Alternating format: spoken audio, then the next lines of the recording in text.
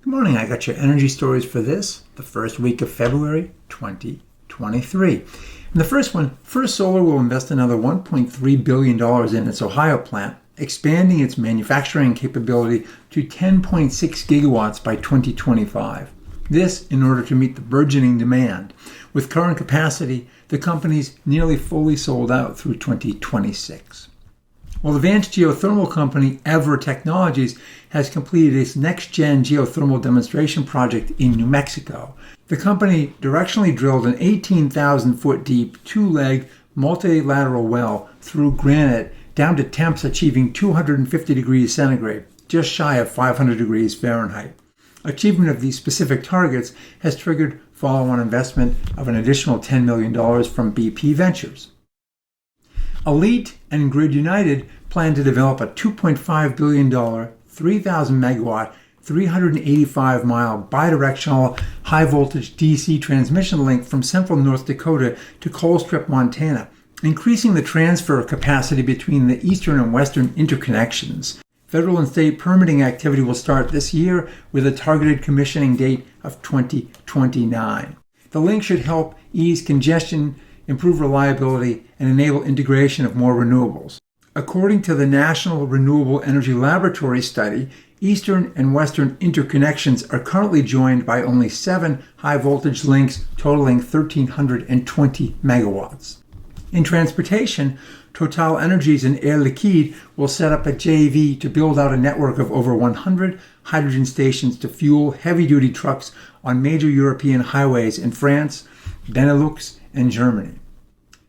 While U.S. car sales fell 8% in 2022, according to Kelley Blue Book, EV sales were up yet again by 65% over 2021 to over 800,000 units, and accounting for 5.8% of all new cars sold in the U.S. Our Next Energy, a battery manufacturing company, raised $300 million and received grants of $220 million from Michigan to build a battery cell factory in the state. O&E already claims 10 customer contracts totaling 36 gigawatt hours over the coming 5 years. Well, EV charging company ChargePoint and battery storage and software company STEM plan to accelerate EV fast charging and battery storage on U.S. highways. The companies will join EV charging and batteries together, informed by AI-driven software. Battery and EV fast charger combos may become the norm as operators seek to minimize utility demand charges and the affiliated need for grid upgrades. SK Group subsidiary EverCharge will install, quote, a significant number of EV charging stations at Houston's Bush International Airport for Avis Budget Group to power the combined rental fleets. It will use intelligent load balancing software to facilitate more charging station installations while minimizing strains on the grid and avoiding costly utility upgrades. After Houston, Avis Budget Group and EverCharge plan to target additional airports later this year. Travel Centers of America is also getting into the charging game and will team with Electrify America to develop roughly 1,000 EV DC fast charging stations at 200 designated locations over the coming 5 years, with the first to be deployed this year. TA will own the fast chargers while Electrify America will install, operate, and maintain the units, some of which can deliver up to 350 kilowatts to capable vehicles.